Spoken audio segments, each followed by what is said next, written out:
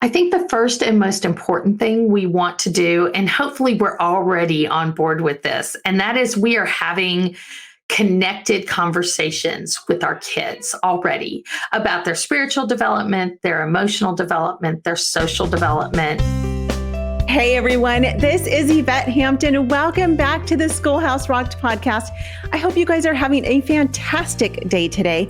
I am always so just excited and honored that you would choose to spend part of your day with me, with us here at Schoolhouse Rocked. You know, we everything we do to encourage you and to encourage your kids in this journey of parenting and homeschooling and marriage and all the things that come with it.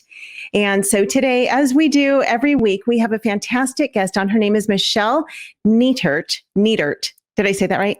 Great. Neitert. Yeah. And I'm going to let her tell you a little bit about who she is and what she does. And then we are going to dig into a really important topic. You know, 2020 and 2021 has been a really difficult year for a lot of people.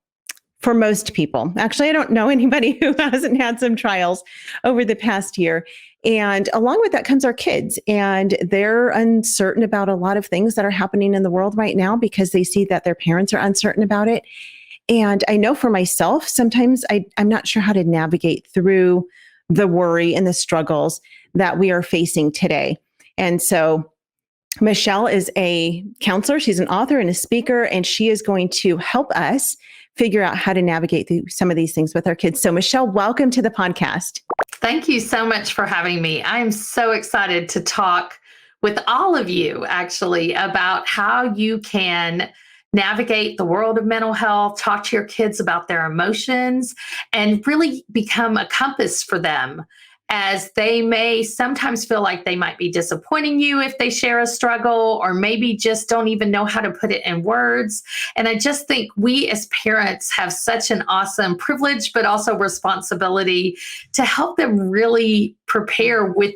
COVID numbers are shocking, Yvette. I'll be honest with you. I've been a mental health professional for over 20 years and own a counseling center. We have about 15 therapists in the Dallas area, but I have never seen the numbers we're seeing now. The research says for the National Institute of Mental Health, before COVID, 1 in 4 kids by the age of 18 would receive some type of mental health diagnosis, whether it's ADHD and transitional depression. And you're going to hear me say things like this a lot.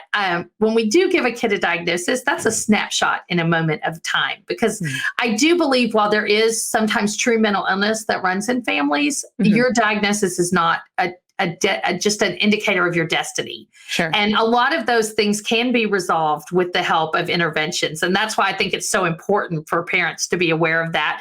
And also just to prevent maybe some of it, because when kids get too isolated, and we've seen this with COVID, the numbers go up. So right now, the National Institute of Mental Health and a lot of the organizations are really presenting 1 in 3 adults and 1 in 3 kids is presenting with a mental health type. So they're either depressed and don't have any energy and feel very hopeless, a lot of tears, or very much our country has been a country that the stress has turned towards anxiousness, where we've got these racing thoughts, we're having trouble sleeping, we can't contain that a lot of times. So I'm so excited to just, talk to you about your kids. I am right there in the trenches with you. We were just talking about that. I have an almost 11-year-old son, almost 14-year-old daughter, who I'm home with 2 days a week, every week. And just, we're navigating these things. Although I will laugh.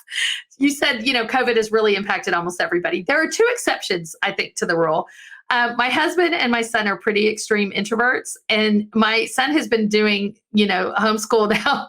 When all this hit, he transitioned some, and he is living his best life ever. Nice. He will tell you that, because they don't really like to go out and do a lot of things with other people. They really just have this great close relationship. Right. And they love that their extroverted mother and sister cannot drag them out near as much as they used to. So my husband's fishing on a kayak a lot. That he used to travel, and he's happy to be home. And my son is socializing once a week, like his counselor mother asked him to do, and having a great time in the comfort of his pajamas, learning and just growing and things like that as well. So it's been really interesting to watch him adjust, for sure. Yeah, that's funny. It's funny you say that, because it really is true that depending on the personality of the child and of the parent, there are some who through this time have been like, this has been amazing. We've been home. We haven't been able to go out much. And so it's been great that it's forced us to stay home. And then there's others who are like, get me out of this house. It just depends on the family. It depends on the child. It depends on the parent.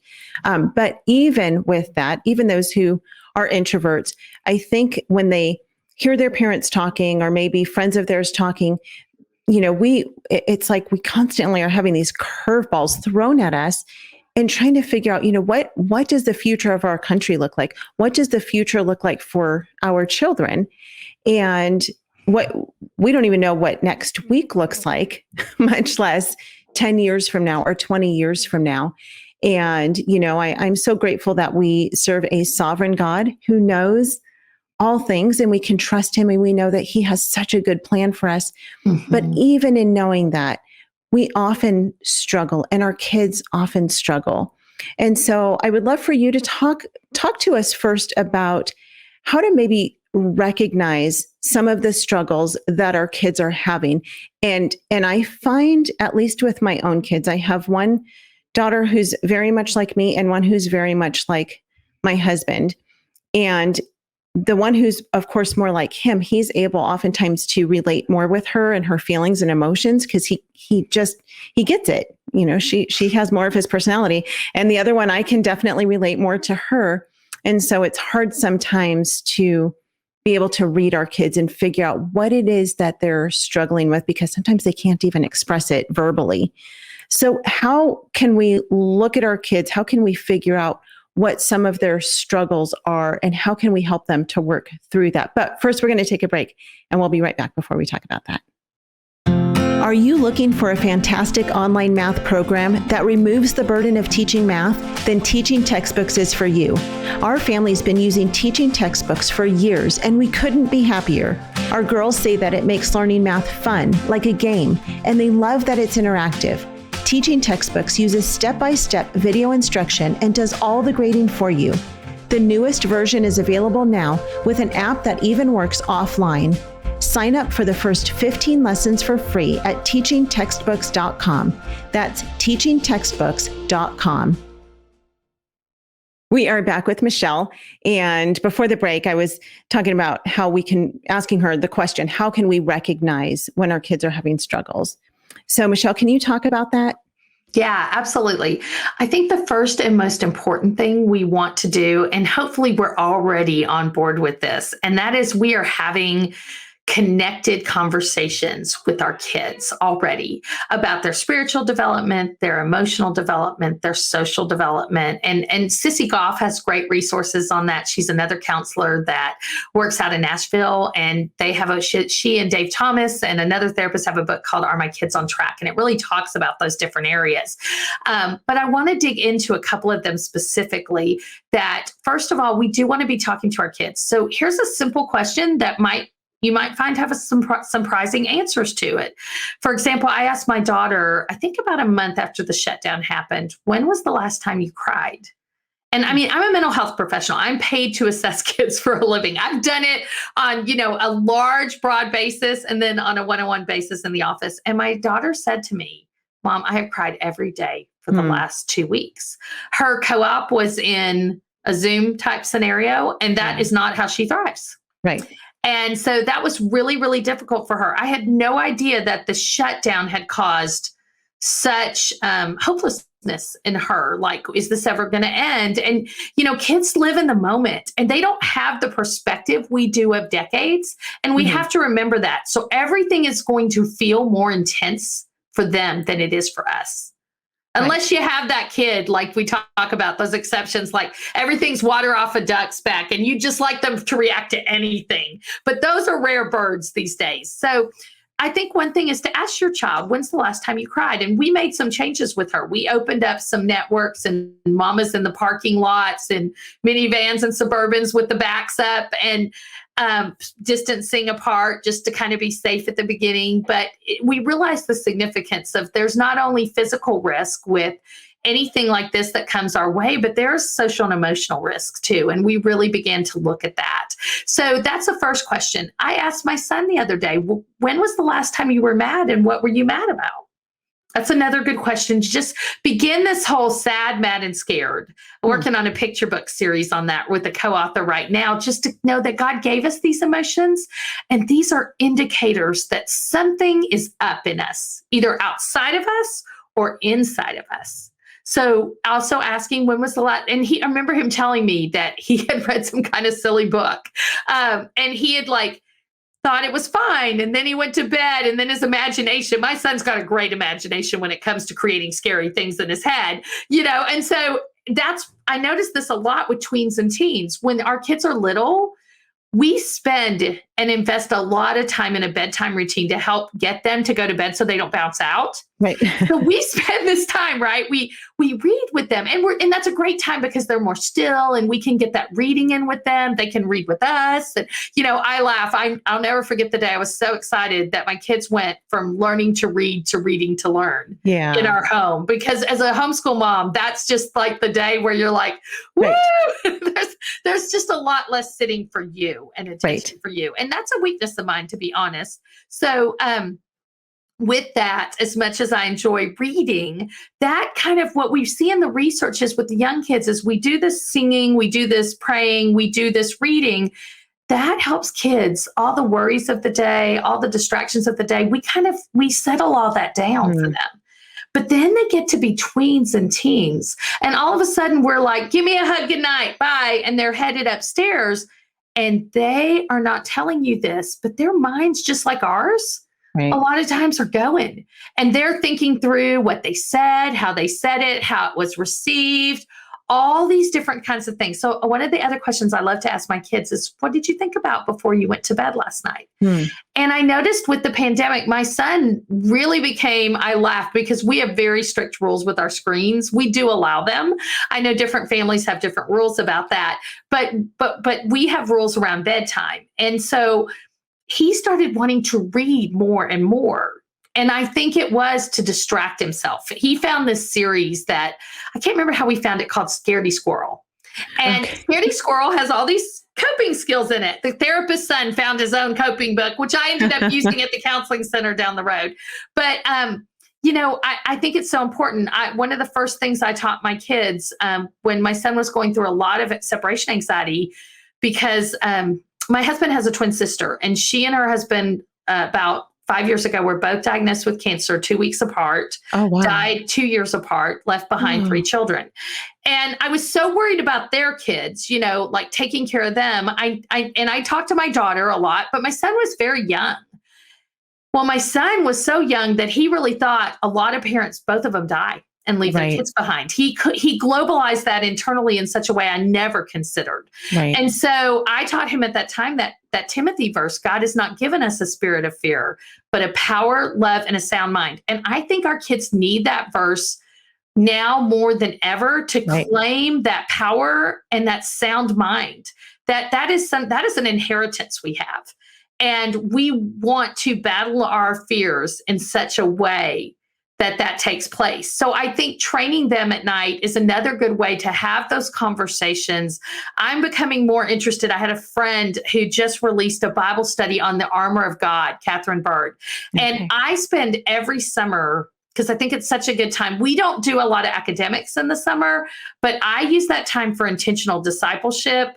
And I call it life skills. My kids call it AKA chores. But, I want them to know how to cook and do certain things well during that time. And so I'm so excited to talk to my son more about the armor of God because, spirituality can sound kind of almost like this mystical ghost kind of thing. And I think if there was ever a time to arm our kids, this is the time to help them learn that, helmet of salvation and those types of things.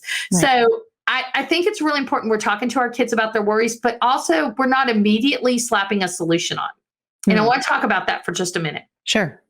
Because the research says from a psychological perspective, but I see this spiritually too. Look at Psalms. I mean, David looks bipolar in Psalms, manic depressive. He's like, Lord, I will praise you. And then and I am on the mountaintop. And the next minute he's like, slay me now, God. I just want to end this. And we can have those emotional roller coasters, and so can our kids, but it's safe to go to God with those. And we want to teach our kids that too, that you can ride that. I tell kids all the time, your emotions should never drive your bus, but they need to be on the bus. And I know some parents aren't super comfortable with that. They don't have a lot of emotions on their bus, and they really aren't very comfortable with it. So one of the things we work a lot with is just helping parents become comfortable with theirs.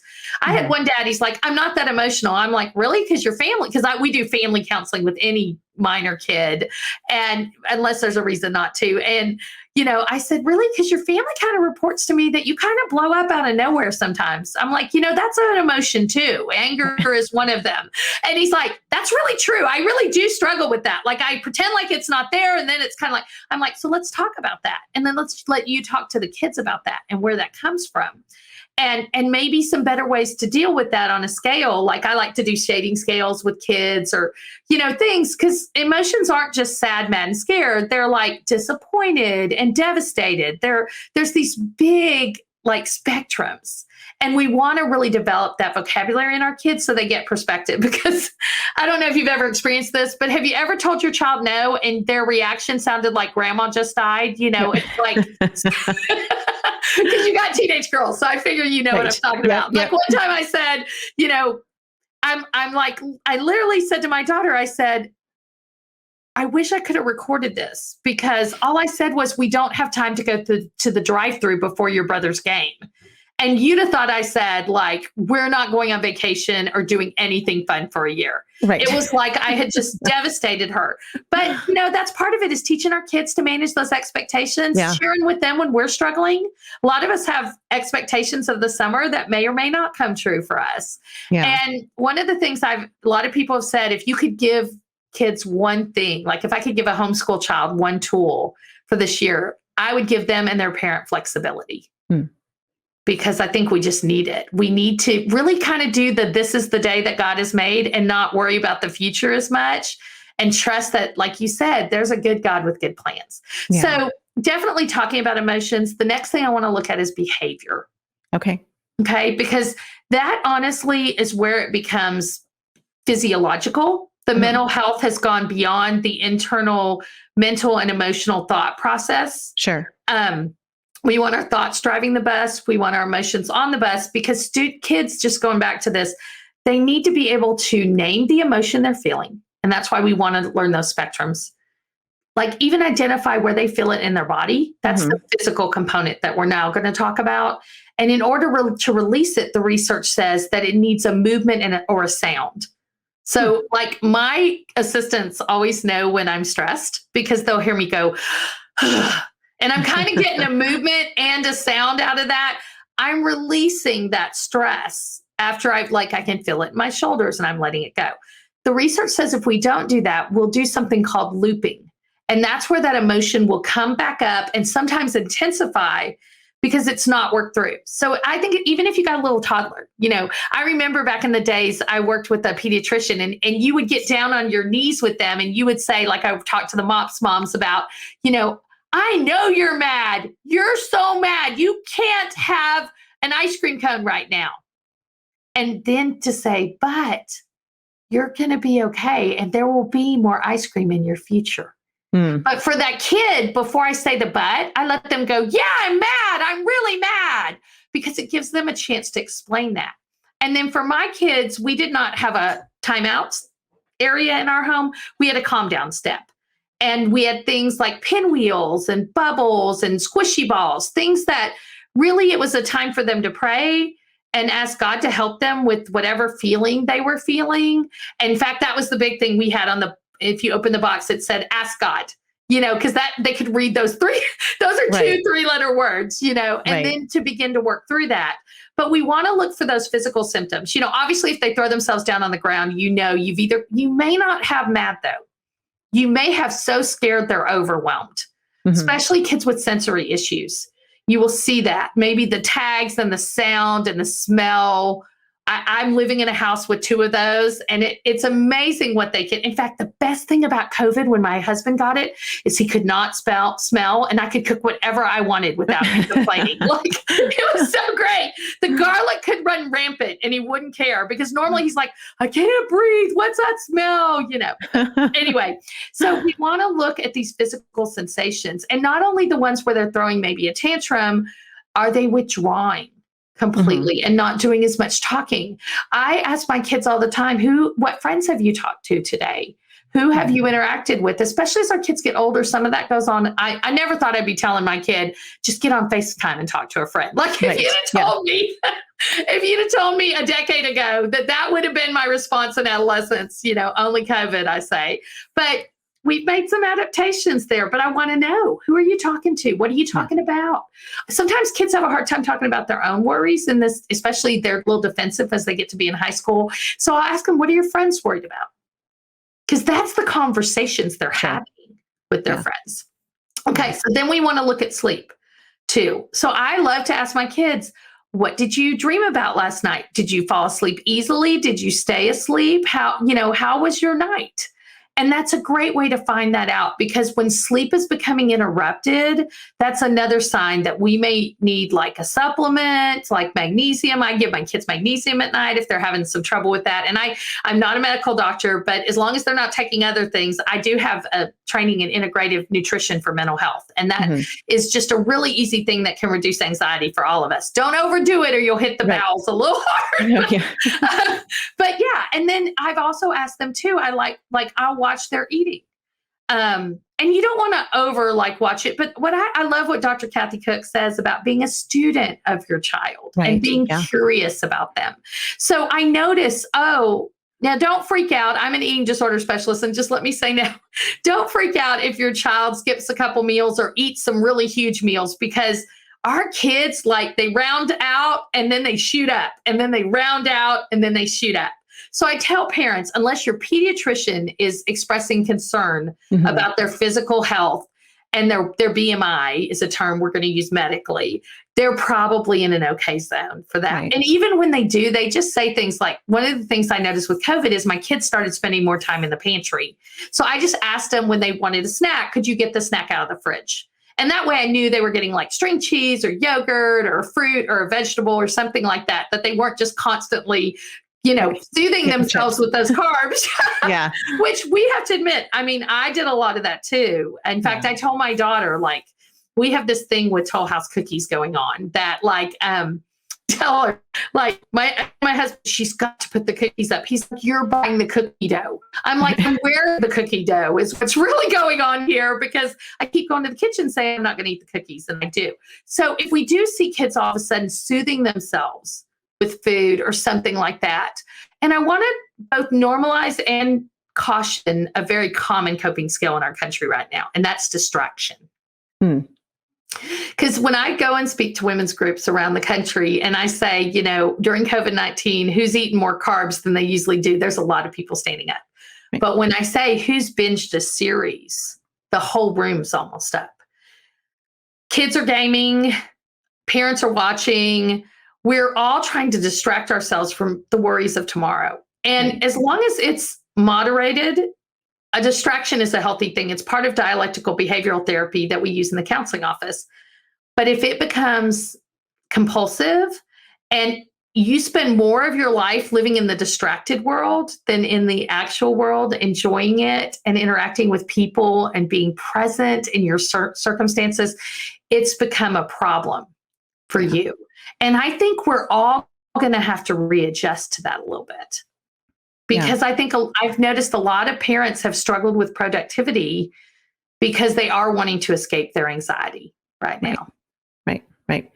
This is such good stuff. We're out of time for this episode, but let's come back on Wednesday, because you threw out a bunch of stuff that I want to go back to and have you dig a little bit deeper in those things. So thank you so much, Michelle. Tell me where we can find out more about you and your counseling ministry and what you do.